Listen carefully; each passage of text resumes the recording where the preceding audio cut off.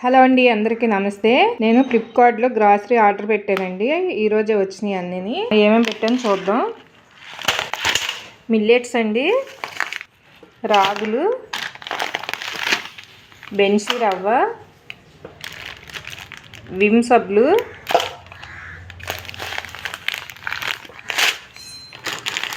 pink salt, Tata pink salt 2 ప్యాకెట్లు, రాగిపిండి,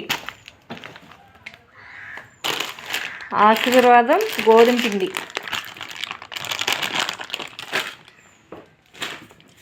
parachute oil,